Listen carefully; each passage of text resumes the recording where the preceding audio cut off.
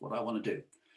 Okay, so this webinar is to introduce my book that is going to be published next Monday.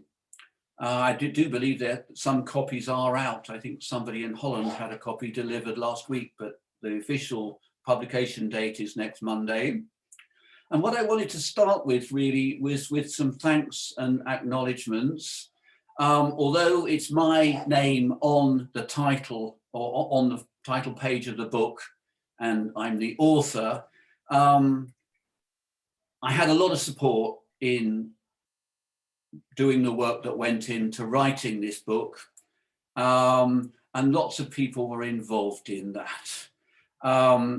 So obviously, Willem Papelius is the main person here. He's disappeared off my screen. Oh, there he is. He's here tonight. And he's the originator of sexual grounding therapy. And of course, without him, the book wouldn't have been written. And he's been very encouraging. And I've had several very useful conversations with him in the course of writing the book. I've also had a lot of support from my colleagues in the Sexual Grounding Organization. Ingo is here tonight, Helena Löwendahl especially, and also Valkyria, where people move around on my screen, and all of the members of the Sexual Grounding Organization have in their own ways supported me in writing the book, and a lot of them get mentions in the book, and I'm very grateful to them for that. Okay, so for those of you who don't know this work, Sexual Grounding Therapy, maybe one place to start would be if you like to deconstruct the title of the book. It's the main title is Sexual Grounding Therapy, and it has a subtitle, Context, Theory and Practice. So to deconstruct the title a little bit, I've used this word sexual, we use this word sexual to name the therapy, partly because a lot of the work concerns how we develop as sexual beings, but also in recognition that along with Freud originally, and Reich and Lowen, and the sort of people who preceded this work, Willem has a belief that the underlying life energy that we have is sexual in character. So the life energy, which in originally the Freudian tradition was known as libido, it got called orgone energy by Wilhelm Reich, and also comes into what are now some of the Eastern beliefs and philosophies and ways of working with sexuality, particularly to the Tantric tradition, where it's known as Kundalini, and the Taoist tradition, where it's known as Qi. So this is about the energy of life. Grounding is also important. And this comes from a belief that the way that sexuality can be best experienced and expressed is in a grounded way. This is going to be grounded in our bodies, grounded in our relationship, both with ourselves and the person that we are expressing our sexual energy with. So you have sexual grounding. That's my understanding of the title Sexual Grounding as in it's therapy. Okay. So moving on from there, I'm talking about the context, the theory and the practice. So, and to get onto that, I want to talk about the origins of the book, why I wrote it, okay? So I first came across Willem's work in 2006, and it was recommended to me by two very dear friends, Nick Duffel and Helena Löwendahl. And So I went to do this therapy. I didn't know anything about it. I'd done some couple work with Nick and Helena, and I found that very inspiring. And they said, well, some of our ideas come from this thing called sexual grounding therapy, and there's a course in the summer. It was in August 2006 in France, and why don't you sign up for it? So I did, and I ended up completing this program. It comes in a program which I'll explain in a bit. And I was already a trained psychotherapist. I was a bioenergetic therapist in those days. And I've been practicing probably 20 years, 21 years. And I'd done a lot of personal therapy for myself. But I got a lot out of this work. It filled in some gaps in my, if you like, my therapeutic, my personal development. And I got an awful lot out of the work. So at the end of the program, there was an opportunity to train in the work, which I decided to do. And to cut a long story short, part of that training, an advanced part of that training, was writing a thesis or dissertation. And I did that, and I already kind of had an idea that there would be a book in it somewhere. At that time, quite early on in my time on the program, I came across Willem with a colleague, Martin Brusterhuizen, had written a book about his work, and it was good. It was a great book, but one of the critiques I had of it was it didn't put the work in a context. So there wasn't much about what had come before it or where it might go in the future. So that was my focus in writing my dissertation. And once I'd written that, I thought, well, maybe this would become a book. And I took it to Routledge, the publishers, put a book proposal in, and I was lucky enough to have it accepted. So that's how the book came to being.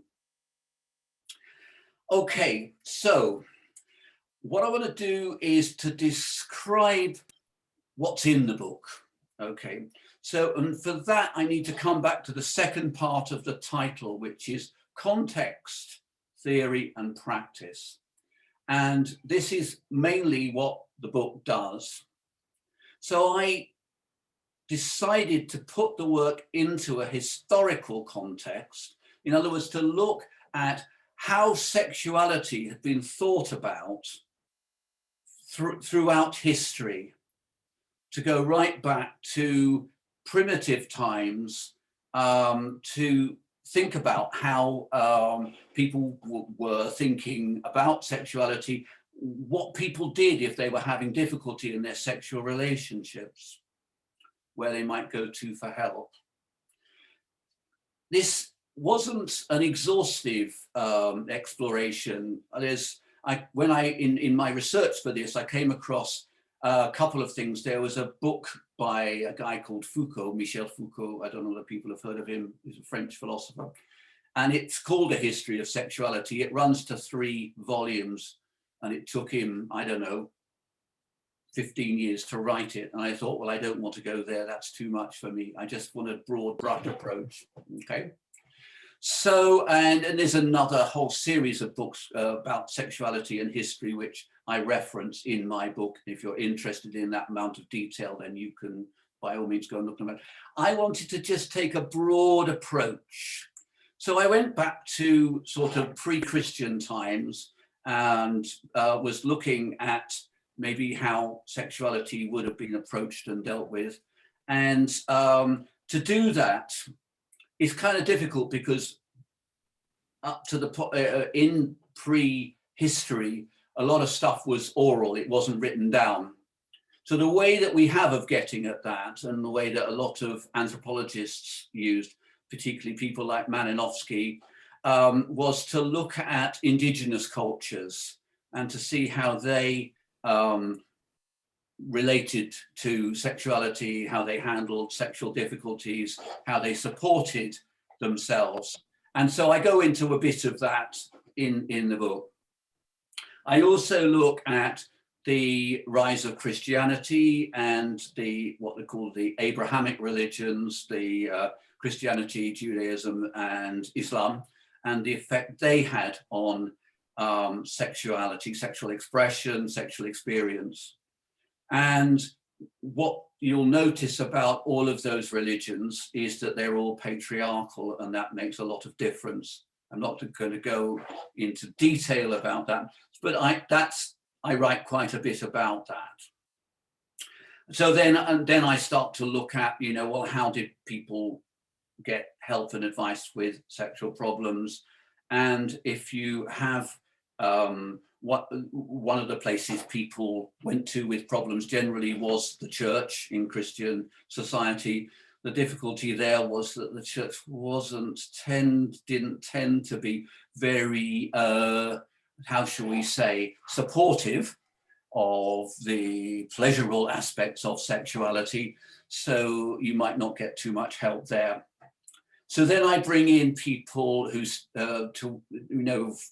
fast forwarding towards the 19th century and looking at the rise, if you like, of sexology, and people like Havelock Ellis and people like that, and also how Freud came on the scene, how he developed things, and moving forward to more or less the present day.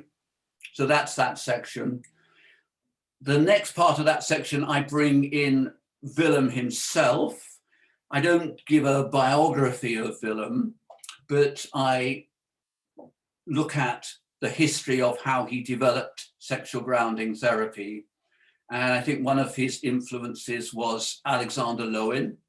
And Alexander Lowen, for those of you who are not familiar, was a student of Wilhelm Reich's, and Reich was a student of Freud. So that's the sort of family tree there. So anyway, so I look at how Willem, go back to his original training as a developmental psychologist at university, and how he developed his work from his own experience of Lowen's work. And he worked a lot with a guy called Jack Painter in the 1990s, I think it was, Willem. And they worked for a time together. The relationship didn't last. And then Willem developed his own work on his own. So that's what we look at. Okay. So that gives you the historical context. All right. So then I was looking at another context, which is a sort of present day context. So for that, I was looking at, what other ways of working with sexuality are there?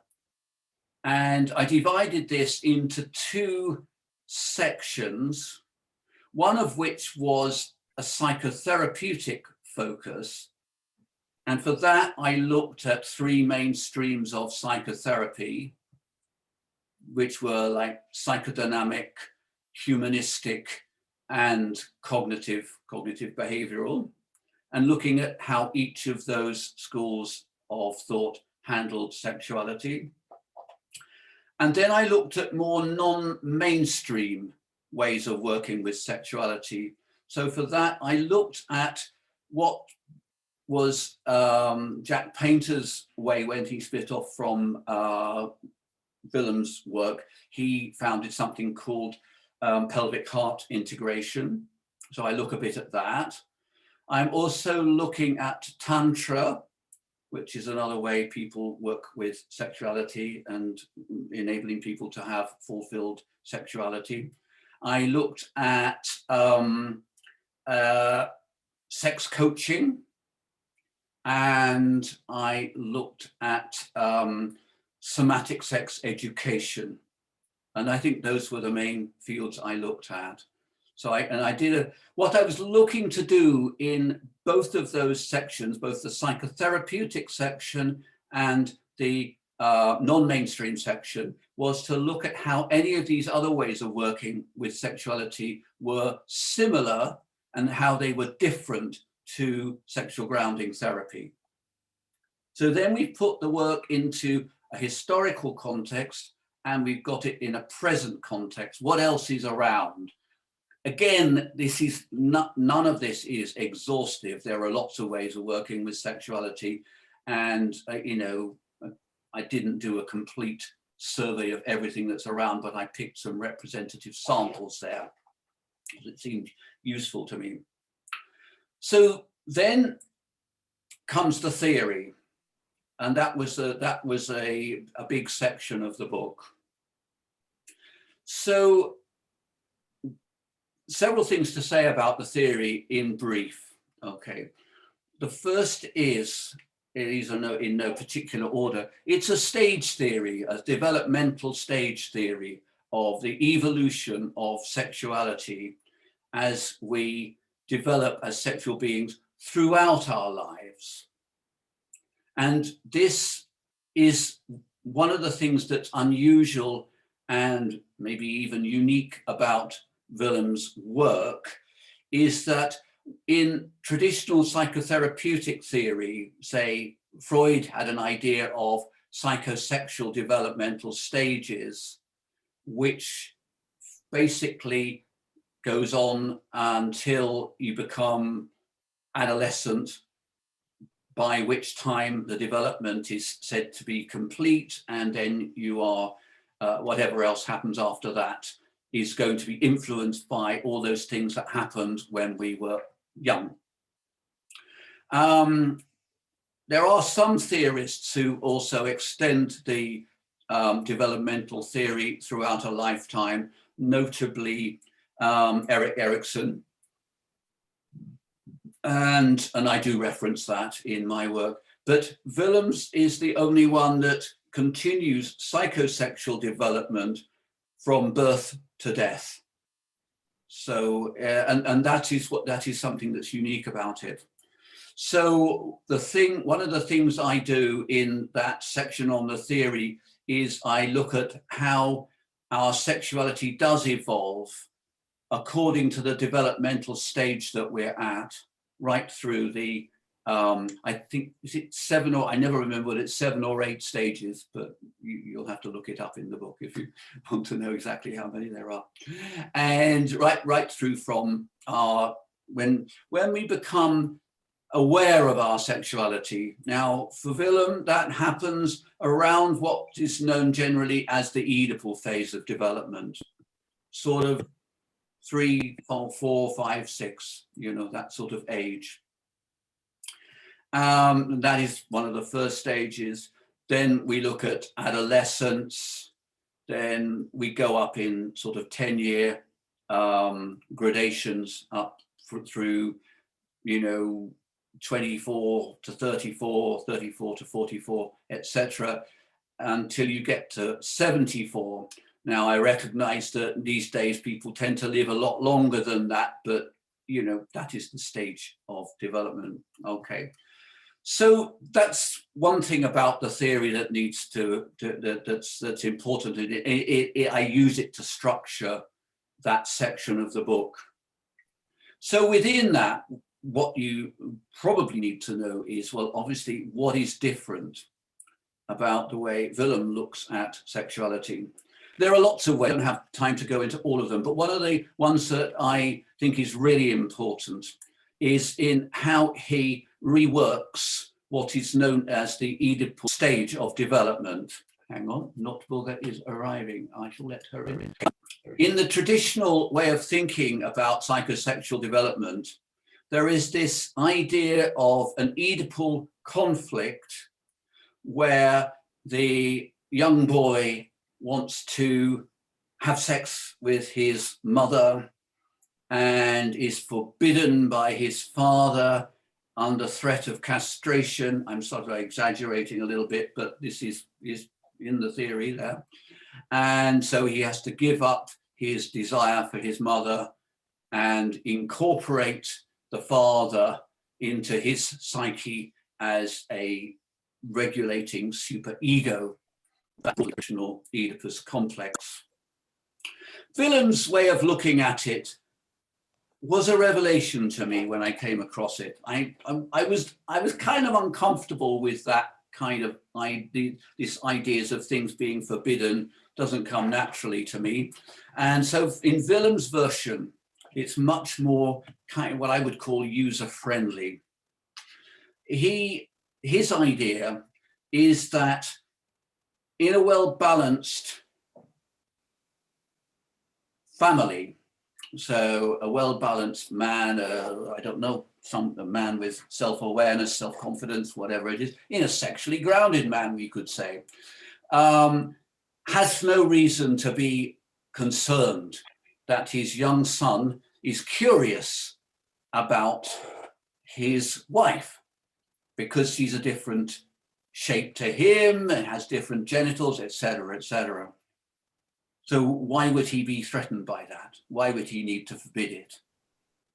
On the contrary, at that stage of development, what the growing child who's becoming aware of themselves as a sexual being needs is a reflection of how wonderful it is that they are a sexual being. How nice it is that you recognize that what you have between your legs is different from what your sister has or what your mum has or whatever. And that's something that can be celebrated and encouraged and looked at positively. So when that happens, the child internalizes a sense of themselves as in a very positive way, that their sexuality, their sexual being, which is epitomized in the genital development, is to be something to be, what's the right word here? It's something that is a positive thing. It's not a negative thing. And it's so when that happens, you internalize a version of yourself so that you're not necessarily needing any reinforcement from the outside as to whether your sexuality is acceptable or not, whether it's good or not, etc. This becomes particularly important moving on to the next stage of development. I'm not going to work through all of them, but I'm just going to talk about that first and second stage because they're quite important. Because when we become more consciously aware of our sexuality, when we become adolescent, hormones start happening and all of that, and we start to become involved with partners, in sexual partners, that can be a very difficult time, because often what we're looking for, if we didn't get that reinforcement at the Oedipal stage, that there is something very positive about us as sexual beings, we look, instead of having that inside ourselves, we look for it from the outside, which puts a lot of pressure on our relationships. And that goes right the way through our development. We need that positive reflection back to us from our parents initially, that our sexuality is something to be celebrated, something to be enjoyed, that's pleasurable, that is an important part of us. And not, when we have that, we can then go into potential sexual relationships later on in our lives with much, much less pressure on us to prove anything, to have that reinforcement from a partner, which it isn't the partner's job even actually to do. But we tend to make it the partner's job because we haven't had that reinforcement. Most of us haven't. We tend to expect that from our partner. And that's where a lot of relationships get into trouble, when you expect that from your partner and it doesn't come in the way that you want it to. I hope that makes some sense. Anyway, so that's one of the crucial things for me about this work, is that going right back to that sort of Oedipal stage, it reworks that in a very positive way. This is what I like about it. It has potential. One of the things I found when I was comparing particularly psychodynamic therapies to sexual grounding therapy is that basically there are concepts in psychodynamic therapy. It depends, obviously it's a broad church, there's a lot of different ways of doing psychodynamic therapy, but particularly in the work of people like Jacques Lacan, where he says basically human desire is based on a lack, on a perceived lack of something. So, and which actually can never be fulfilled. And I guess the resolution of that is to give up the idea that it could be fulfilled. I don't find that very hopeful, and it's not a way I want to practice therapy. So anyway, which is what attracts me to Willem's work. Okay, so anyway, I go through, in the book, we go through a lot of those different phases and looking at basically the sort of way, the challenges to our perception of ourselves at different ages, and they relate to how we are using and how we are expressing our sexuality. And the nice thing about this is that it goes on right into old age. So for Willem, and for me, because I'm a sexual grounding therapist, that sexuality doesn't stop when you get to 50 or 60 or 70 or whatever. It goes right on. It doesn't get expressed in the same way. It doesn't have the same purpose, but it actually carries on. And I like that. Okay, so I'm just aware of time here. I then talk, having described the theory, I then talk about how sexual grounding therapy is practiced. So I do this in two different ways. One is I talk about the organization, how it's organized and delivered, the work. As I said, it is a program, and there are 8 week-long workshops in that program, and each of which covers a certain period in our psychosexual development. Although, as I say, Willem actually takes that development right up to 74. Clearly, what happens when we're young has more significance. It's more kind of influential. So more time is spent at those early ages than the later ages. Sometimes we get two of those stages into 1 week's workshop. So there are 8 of those week-long workshops where there are lots of exercises. We use a lot of dance, a lot of role play, and kind of what might be called constellation work, if that's familiar to people, where people will enact your mum or your dad or siblings or partners or whatever. And we use sort of meditations and a lot of body focus. So a lot of it is focused on how your energy moves in the body.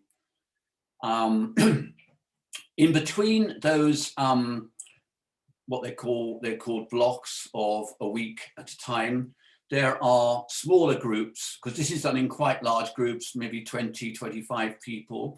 There are smaller groups, maybe with half a dozen, 8 people, during which each person gets an opportunity to process things that would have come up for them in each block. That's a broad description. So that's how the work is delivered. And it works at the moment, there are workshops which take place in different countries. So there's some people here from Mexico. There's quite a lot of work going on there. At the moment, there's work going on in Russia and France, and there is an international course being planned for October this year. Okay, so that's probably enough about the organization. And I also go into, I'm not going to go into it here, I go into a bit more detail about the sort of exercises that we do, the sort of role plays, and I've got a case history in there somewhere, which is made up, by the way. It's an amalgam of different people I've worked with. Okay, so then we move on. We're looking into the future.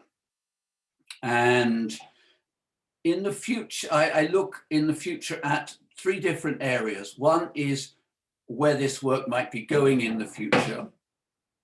And one of the things that's happening and can happen in the future is that there is the program itself, but there are also areas where the thinking behind sexual grounding can be applied to more general psychotherapeutic practice. And I know that some of you are practicing as therapists who are here. It's not a case of that you have to do the whole of the program. It's a great program to do, but it's a hell of a commitment.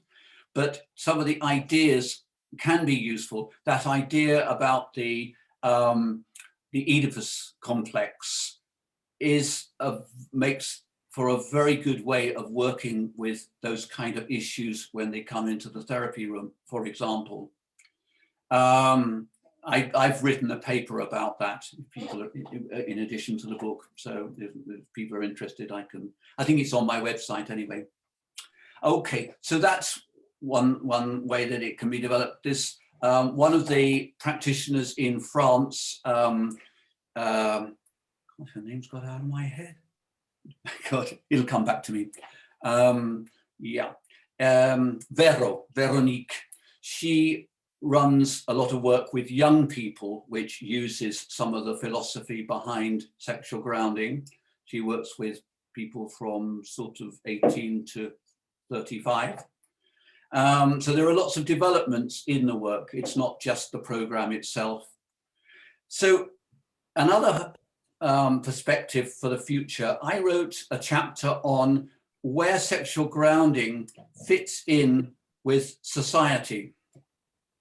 And this is something I'm pretty interested in because there's a lot of debate, particularly in the UK at the moment, around how much psychotherapy and counselling are accepted as mainstream parts of the medical profession. And a lot of people have different ideas about this. For me, I have a little bit of a problem with the drive to be accepted as part of the medical profession. I can see that if the medical profession was more broad-minded in how it looked at human beings, that might be possible. But the way that it functions at the moment, that where psychotherapy and counselling are delivered as part of the medical profession, mostly they get what I would call attenuated or eviscerated, that actually it's much more a question of patching people up and sending them back out into the world. And for me, my orientation in therapy is more to enable people to live their full potential, and in this context, to live their full potential sexually. So I'm a bit ambivalent about where sexual grounding belongs in the world. For me, I see on the edge of the mainstream is probably where I feel personally more comfortable. Now, other sexual grounding therapists and trainers may feel differently, and that's, I'm sure there's a lot of different ways of thinking about that. But I want to be free to do the work I want to do in the way I want to do it. And for me, that's not about, as it were, curing people's symptoms.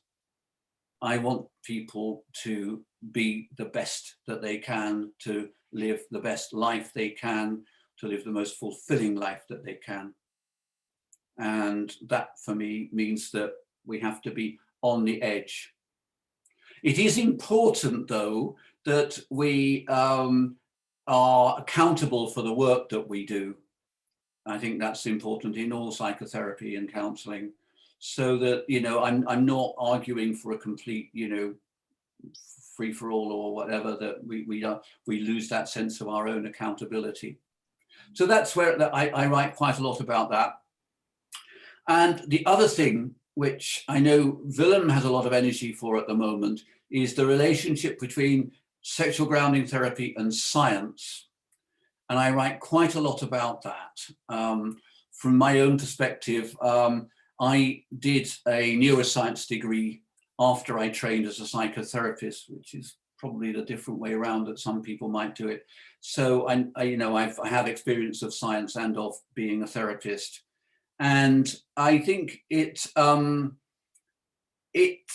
fascinating field. And I hope that at some point in the future, it is possible to investigate the effectiveness of sexual grounding therapy and other psychotherapies using scientific methods.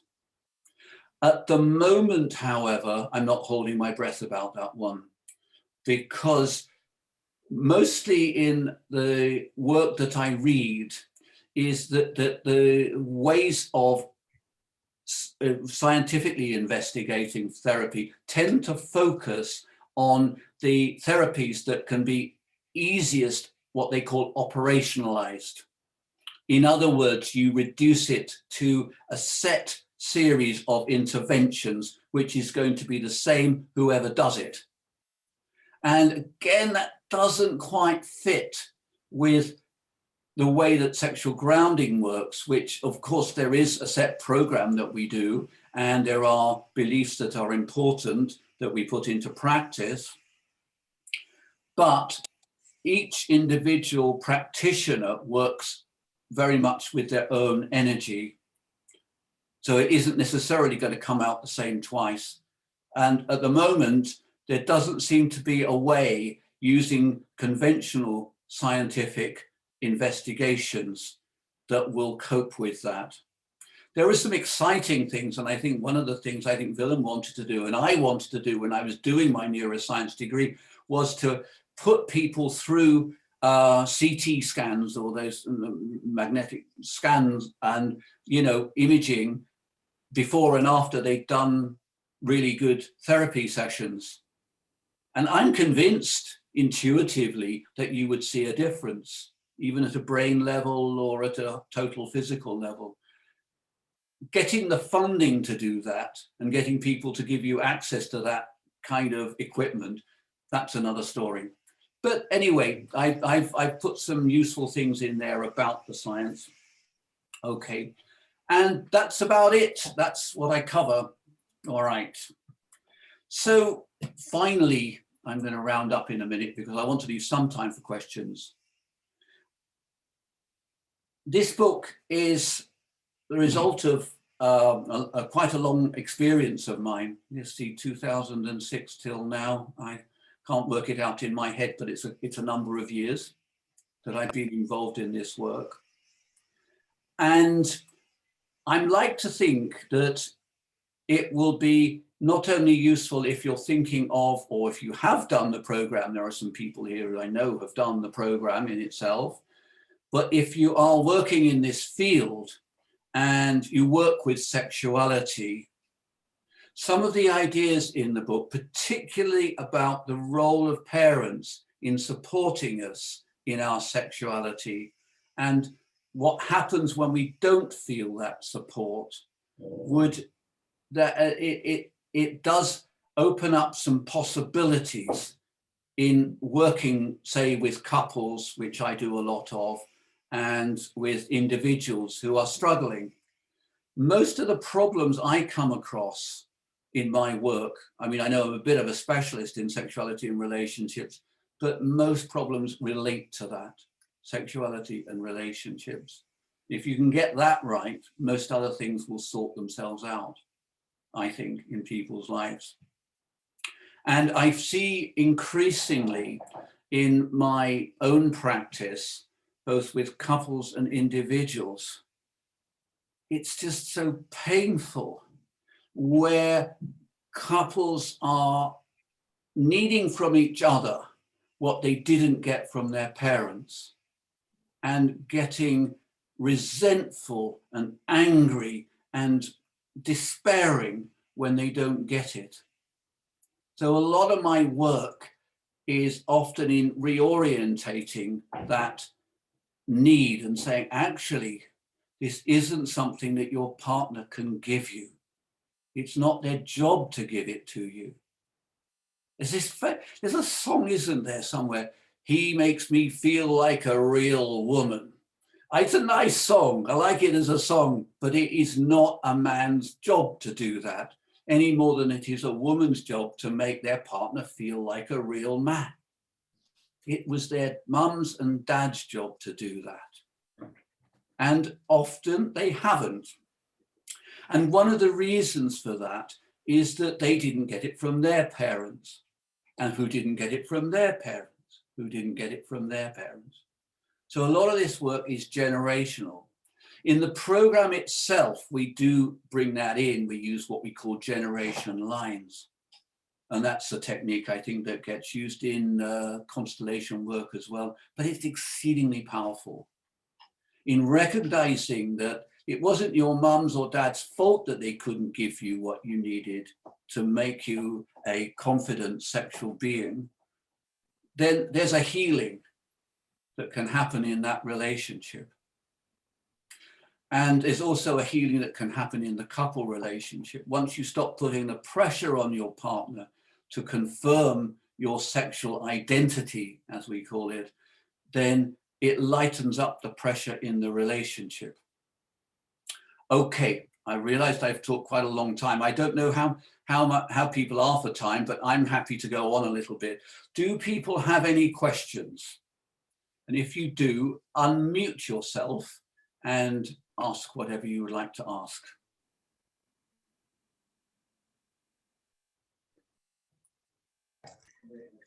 Maybe I have a question. Sorry, I think Anna was there first. Can I bring you in a minute, Ronnie? Okay.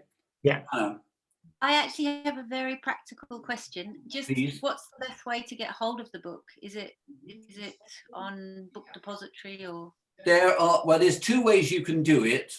It depends. If you want a signed copy, send me an email. I'll put my email up on the chat in a second before we go. And I can send that out to you. I'm getting a holder delivered to my house, so I can send that to you. Okay, that sounds great. Okay, fine. All right. Thank you. So but just for other people, if you don't necessarily want a signed copy, it's on Amazon and it's available from Routledge. So Ronnie, you were next. Okay. It is a very interesting presentation that you gave us. Thank you. What my question is, what I missed a little bit, is the origin of sex. And that is, it starts because every species has to continue. So it starts in cells where things happen. You're absolutely right. And from there out, if everything went well, and there are equilibrium states, then everything goes well. Only when it just goes wrong, you need a therapy, maybe. So that is a part that I miss. Okay, and you're absolutely right, Ronnie. And it's interesting because after having written the book, I then attended a webinar which Willem delivered to the Sexual Grounding Organization. And out of that, I have an idea to write something with Willem addressing that very subject. So you're absolutely right. I didn't put it in there, but it would be good to have it there. It's a very good point you make. Thank you for it. Because I didn't study sexual grounding, but I'm from my start, I studied biochemistry, and that was my question about it. No, fine. Okay, so just hold it. Willem and I will work on this in the next year, and we'll have something there for you soon. Okay, it may not be a whole book, it might just be an article. We'll see how it goes. Okay. Thank you. Anybody else? Jeff. Sorry, Chris. Hi, Chris, please. Jeff. Hiya. Not so much a question, but I was interested in what you said about the brain scans. Yeah. And I don't know if you're aware, there's been some really interesting research done at the University of Essex. Okay. I'm an Essex girl, on orgasms, and they've used brain scans there. So I wonder if there's somebody you might be able to contact to at least. That would be very interesting. If you, yeah, maybe I'll contact you later if you can give me a name. That's lovely. I know James got your contact details. That's very kind. Thank you. Okay. Anybody else? Yeah, sure. Do you want to ask something, Ingo? No, Suzanne wants to ask something. Oh, please. Lovely. Nice to see you, Susanna. You said that sexual grounding therapy goes, that goes from birth till death. Yeah, I did. Yeah. And then you said that, and I know the therapy starts at around a developmental age of 3 or 4. Yes. So I wonder why that is. Why because is in my that? experience, in my personal experience, and I have been trained in pre and perinatal work, my Sure. body experience is that it starts right from conception. Yeah. It's my personal body experience. I don't know. That's a very good point, Suzanne. And I don't think I know the answer, but I know a man who might. Willem, would you like to answer that? Yeah, I can do that. It was a very conscious choice to do it because of the fact that at that time, around 3, people become conscious and active in their way to come out with their feelings and their experiences at that time. The first consciousness in an active way to the outside world is of their sexual development at that moment. So the only reason is that they come very active to the outside world. And before it is not so active, but it is active in itself. And I agree, it is very important from the beginning. So it was a conscious choice to start there. Mm-hmm. In relation to the approach and to the interventions we have in mind. And can I ask you another question? Would you say that it leaves an imprint before from 0 to 3 and then in a body imprint? Yeah, it's a body imprint, but there's also something with genetic factors and factors from social experiences at that time. Very rudimental, but it is in the body. It is more in the body itself. Yeah, that's what I mean. And it's not waking up in an active way, in an active sense around this genital stuff. Mm-hmm. Mm-hmm. That's why, yeah. What you're saying there, obviously that makes sense, Willem. And I think in a way, this is where we could incorporate what Ronnie is bringing in, that it starts from a sperm and an egg. Yeah, Yes. of course, yeah. And I agree. everything Yeah. that happens has an influence. Yeah. It's a question of where the focus is. I have a feeling about this myself. I think with my experience of working with those pre-Oedipal issues is that it feels more effective to work with those on a one-to-one basis.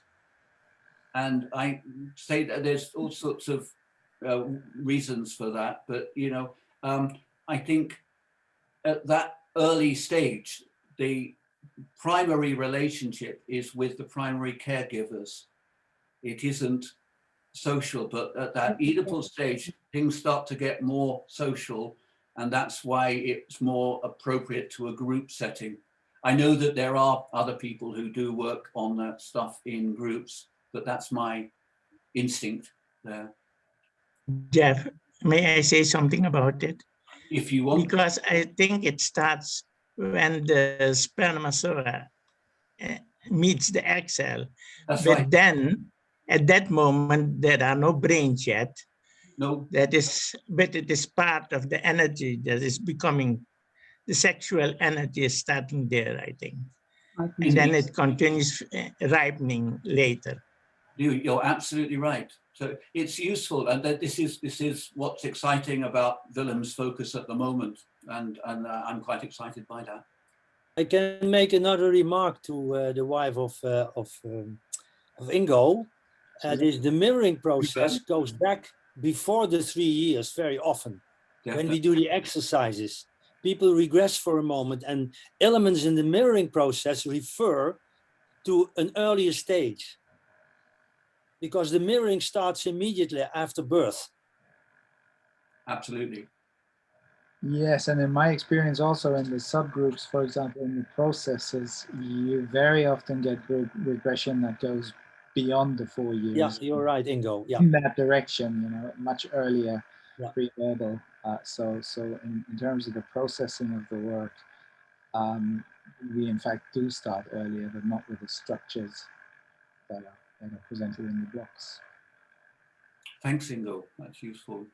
Any other questions people would like to ask? We've got a little bit of time. Just a last remark. Also, culture, of course, plays a big role that you shouldn't forget, because we are making a lot of assumptions, but that is part of our cultural education. Sorry, I missed the beginning of that, Ronnie. Can you say it again? I say that it depends on which culture you are educated, in which culture. And that influences a lot of how you think about sexuality. I think that you're absolutely right there. I don't comment too much on that in the book. I think there are some things that are definitely influenced by culture, and other things which are much more, I think, fundamental. And I know, you know, other people would have a different opinion. And the way in which society responds to us sexually, and that being transmitted, as Reich said quite often, through the parents to the child, that is very influential. And yeah, I comment on that in the book a little bit. As I hear all this, I think, oh, I've got to write a part 2, you know, because you know, there's always going to be something else to write. Anyway, I heard something. I just want to say, tell you something that's kind of a bit amusing. There was a lovely thing that I saw on the internet. One of the things I brought into the book was a book by a woman called Rachel Maine, and it was about. Sorry. This woman is called Rachel Maine, and she wrote a book on the history of the vibrator. And she had this whole story in the book that it was invented by doctors in order to cure women's hysteria. Okay. And it published it in a book, did a piece of research at Johns Hopkins University. So I quoted this in the book. And then I found out on Facebook just yesterday that this was a myth, and she's later retracted the whole book. So there is a deliberate mistake in this book. So don't quote me. It's not a significant part of the book. It's more to kind of emphasize the patriarchal development of the Freudian school of psychotherapy. But I'm going to have to take that out if it gets republished. Anyhow, anybody else want to ask me any questions? No? Okay. I suppose can I ask a question about, Please. thank you, how to, I mean, because I'm quite interested in the kind of integration of the theory and application of the theory in psychotherapy, which absolutely sexuality and relationships are so core to people's well-being, and under-emphasized, I think, in the training. Indeed, very much so. Yeah, so I'm just curious, is there a book that you would recommend that kind of focuses on the application of the theory in individual work? Again, not of this theory, no. But one of the things, you're in, is it the CAPPP, aren't you? Yeah, in Bristol. I've only just joined this. One of the, I'm going to propose a workshop on this. It probably would be based on my paper, which is called Beyond Oedipus. Go on, if you go on my website, you can get hold of Beyond Oedipus. That gives you some little tips as to how you might bring it into your practice. But what I want to do is to offer a seminar, hopefully when we get unlocked and we can have real seminars, or maybe a webinar, I don't know, specifically for therapists to look more generally at that, at ways of working. And maybe something will come out of that. I don't know. I've now got 3 ideas for books that I could write. Thank you for that question. It's very useful. Anybody else? Okay, then. If you do think of something, I've stuck my email on that chat. So maybe you can save the chat, by the way, if you know how to do that. But if not, Google me. My website will come up. And yeah. There's also details of how to get the book on there. Yeah, so if you need to contact me, I'm available. And if you have any other questions, anything that you forgot to ask and you suddenly think, well, I don't understand that, what's that about? You know, and there is, no, I think I will be putting details of, there's an international workshop which we have planned for October, COVID permitting, and details of that will be on my website, but that's for the future. Anyway, thanks everyone for coming. It's been a pleasure to talk to you all. I hope it's made sense, and yeah, have a good evening. Bye. Okay, thank you, Jeff, You're for welcome. your presentation. You're welcome. Bye. Thanks, Jeff, and congratulations on your Very presentation. welcome. Bye bye. Yeah, bye, Go Jeff. well. Go well. Thank you, Jeff. Really enjoyed it. Thank Great. you, Jeff. Well done indeed. Thank you. Good to see you. Lovely to see you. Yeah, yeah. Bye, bye, bye-bye. Okay, I'm going to close the room now. Bye. Have a lovely evening. Cheers. Bye.